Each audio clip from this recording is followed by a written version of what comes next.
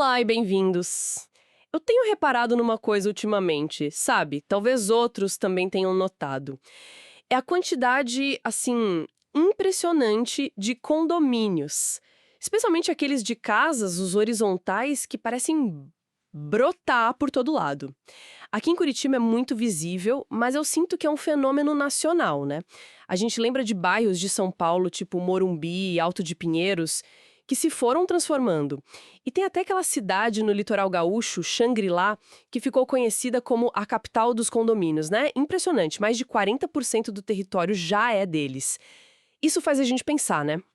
Por que que tanta gente está optando por esse tipo de moradia? E o ponto mais intrigante para mim, como é que essa escolha individual, quando multiplicada, pode virar um problema para a dinâmica social da cidade e, ao mesmo tempo, ser vista como, bom, uma solução financeiramente falando para as prefeituras. Nossa missão hoje é tentar desvendar as camadas por trás dessa expansão, as motivações, as consequências, essas peculiaridades financeiras. Ok, vamos mergulhar nisso. Olha, para entender esse boom atual, acho que é fundamental recuar um pouquinho. Antes dos anos 1970, o padrão urbano era outro, né? A gente vivia predominantemente em apartamentos ou casas mais tradicionais, com a fachada para a rua, mais integradas ao espaço público. A ideia do enclave residencial fechado, bom, não era a norma. Foi justamente ali, nos anos 1970, que um modelo diferente começou a ganhar atração: os condomínios fechados. A inspiração veio, em grande parte dos subúrbios planejados norte-americanos, sabe? Aquela coisa da gestão centralizada, acesso restrito. E teve um marco inicial que realmente definiu uma era, não foi? O Alphaville, lá em São Paulo. Aquilo rapidamente virou mais que moradia, virou um símbolo de status, uma promessa de qualidade de vida superior. Ruas arborizadas, lazer e, claro, aquela sensação de segurança bem mais controlada, né? Bem diferente da vida lá fora. Sem dúvida. A segurança é um pilar central nessa história toda. E isso vale tanto para os condomínios verticais, os prédios, né?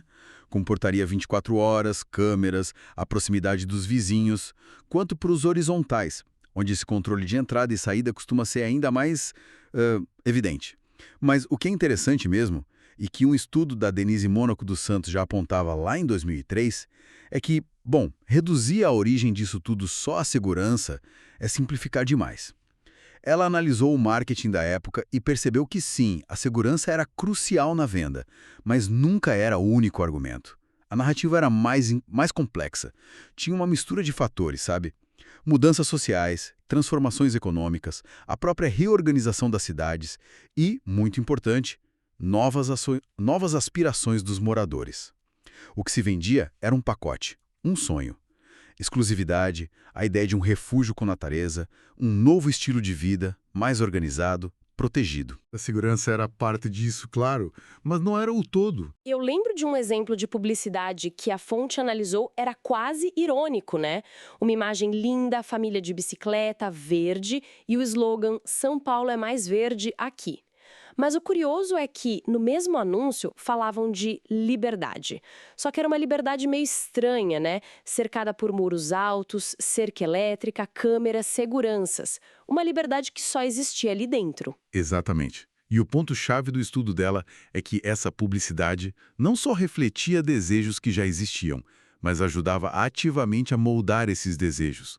Contribuiu para criar e normalizar novas formas de morar, novas aspirações, vendendo o isolamento como um benefício, como algo desejável. Com isso, quando a gente chega nos anos 2000, os condomínios fechados já não eram uma exceção.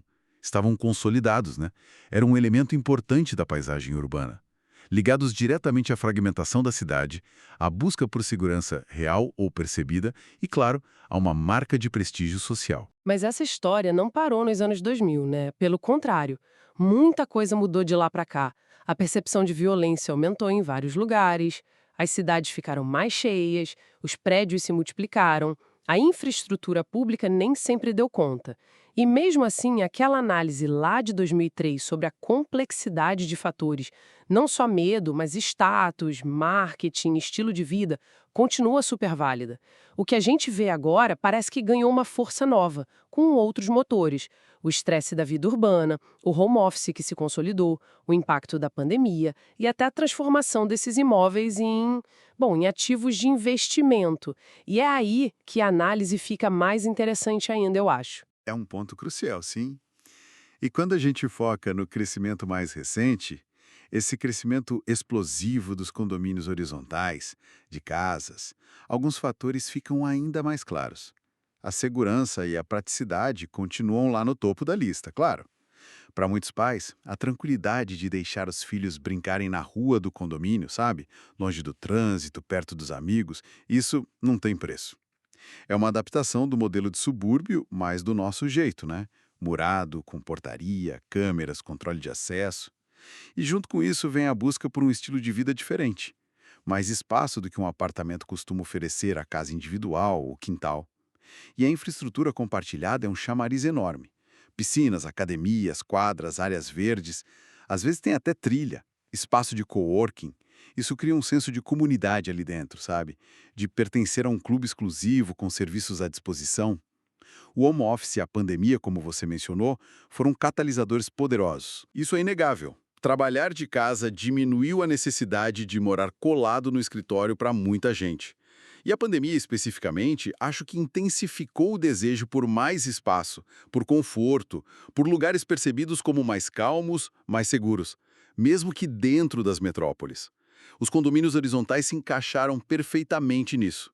A fonte até cita uma pesquisa da DataZap. Acho que 46% consideravam morar em bairros planejados, que é basicamente o que esses condomínios são. E a gente não pode subestimar o fator investimento. O apelo não é só para famílias querendo fugir do caos urbano. É também para investidores. Existe uma percepção forte, e muitas vezes real, de valorização rápida desses imóveis. Vira um negócio atrativo. A gente vê isso claro em cidades médias que viraram polos disso, tipo Uberaba, Eusébio, Indaiatuba. E tem a comparação direta com a vida em apartamento, né? A fonte também toca nisso.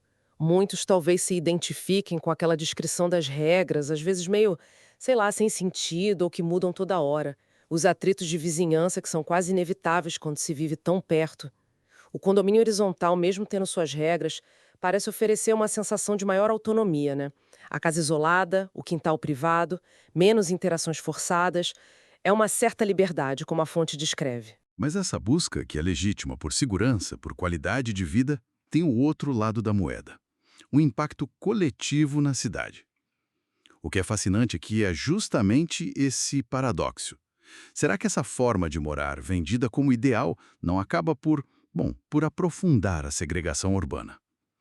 A qualidade de vida lá dentro parece depender em parte de um isolamento do lado de fora. As consequências sociais são visíveis, né?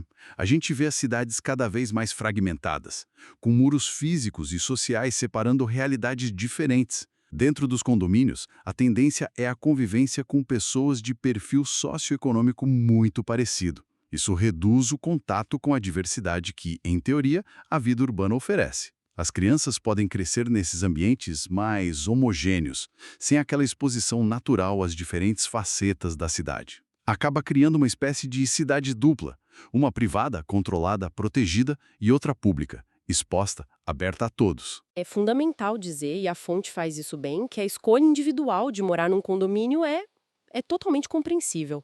Se a gente pensar na realidade da insegurança, do estresse urbano em muitas cidades brasileiras, buscar um ambiente mais seguro e agradável para a família é um direito. A análise aqui não é um julgamento moral dessa escolha de jeito nenhum. É mais uma observação do efeito agregado, né? O que acontece quando muita gente faz essa mesma escolha. A divisão do espaço e do tecido social vai aumentando. O caso de Xangri-Lá, que a gente citou no início, funciona como um exemplo, assim, amplificado dessa dinâmica.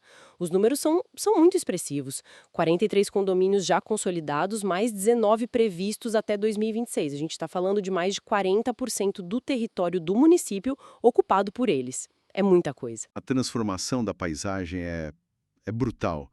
A fonte compara imagens de satélite, é impressionante. Em 2006, eram alguns pontos isolados, aqueles lagos artificiais denunciando. E em 2025, é uma mancha quase contínua desses condomínios dominando tudo. E essa expansão acelerada não vem sem custos, né?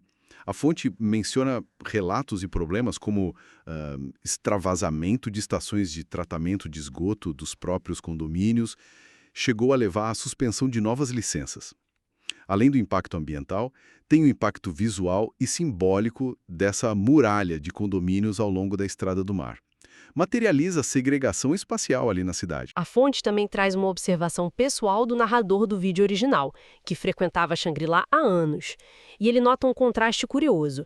Enquanto os condomínios ficam cada vez mais sofisticados e a arrecadação do município aumenta, e aumenta muito, a infraestrutura pública fora dos muros, coisas básicas tipo luz e água estáveis, qualidade das ruas, parece que não acompanhou na mesma proporção. Queixas de falta de luz, falta de água na alta temporada são comuns e as ruas fora dos condomínios continuam bem precárias.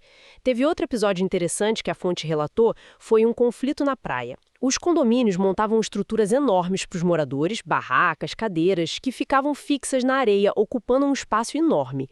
Isso gerou atrito com outros veranistas, claro.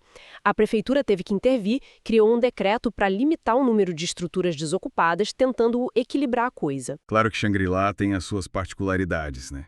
É um balneário muito focado em segunda residência. Mas ainda assim, ilustra bem a dinâmica, especialmente quando a gente olha pela ótica da gestão municipal. Essa perspectiva financeira é um ângulo fundamental para entender o fenômeno. Exatamente, e a fonte destaca uma frase do prefeito de Xangri-Lá que é muito sintomática disso. Ele disse algo como: "Sou grande defensor de condomínios. O município só recolhe o lixo no portão, não trocamos uma lâmpada lá dentro e arrecadamos IPTU." Bem direto. Essa declaração, olha, ela encapsula a lógica financeira que torna os condomínios tão atraentes para as prefeituras. Se a gente conecta isso ao panorama geral, o padrão é claro. Primeiro, receita alta. Condomínios, principalmente de padrão mais alto, pagam valores elevados de IPTU. Em Xangri-Lá, como a gente viu, quase metade da arrecadação total. É muito dinheiro. Segundo ponto, despesa baixa para o município ali dentro daquela área. Toda a infraestrutura interna, segurança, iluminação, manutenção de ruas, áreas verdes, às vezes até tratamento de esgoto e coleta de lixo interna, tudo isso é pago pelos próprios moradores, na taxa de condomínio. O custo direto para a prefeitura ali dentro é mínimo. O contraste com bairros tradicionais é gritante. Numa área com casas de rua ou prédios abertos, a prefeitura tem que bancar a manutenção das ruas, calçadas, iluminação pública, poda de árvore, limpeza, segurança pública ostensiva, sinalização. São custos significativos. No condomínio fechado, boa parte disso é privatizado, né? Fica por conta dos moradores. Isso cria o que a fonte chama de uma situação de pagamento duplo para o morador, né? Faz sentido. Ele paga a taxa de condomínio que financia a estrutura interna, que geralmente funciona bem por ser privada, ter gestão focada, e ao mesmo tempo paga os mesmos impostos municipais, IPTU, taxa de lixo, iluminação pública, que o vizinho da casa ao lado, fora dos muros. Sendo que para esse vizinho a prefeitura, em teoria, oferece mais serviços diretos ali naquela área. A gestão interna pode até ser mais eficiente, não resta dúvida, mas do ponto de vista das contas públicas, cria-se uma situação em que o município arrecada muito de uma área onde investe comparativamente pouco em serviços diretos. É um cenário financeiramente, assim, muito conveniente para a prefeitura. Maximiza a receita e minimiza a despesa associada àquela receita.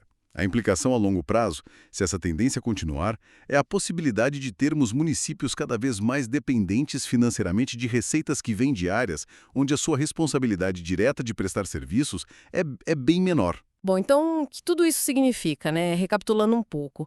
A ascensão dos condomínios fechados, principalmente os horizontais, é complexa. É uma mistura de busca por segurança, desejo por um certo estilo de vida, status, a influência forte do marketing e, mais recentemente, fatores como o home office e investimento imobiliário. Mas essa tendência tem um preço coletivo. Aprofunda a segregação socioespacial, fragmenta a cidade e estabelece essa relação financeira peculiar com os municípios, onde a receita gerada aparece muitas vezes desproporcional ao investimento público direto naquela área específica. Isso levanta uma questão importante para a gente pensar, que decorre justamente dessa dinâmica financeira. Fica a pergunta, né? Se as prefeituras arrecadam tanto com o IPTU desses condomínios, mas têm despesas diretas consideravelmente menores dentro deles, para onde está indo ou para onde deveria ir essa diferença? Será que está sendo usada para subsidiar e melhorar os serviços públicos para o resto da população que vive fora desses muros? Será que está permitindo uma redução geral de impostos para todo mundo? Ou, na prática, essa vantagem financeira acaba se diluindo sem o benefício claro para a coletividade? Fica aí a reflexão sobre a equidade na aplicação dos recursos públicos e o futuro das nossas cidades, cada vez mais marcadas por esses enclaves que prometem um mundo à parte.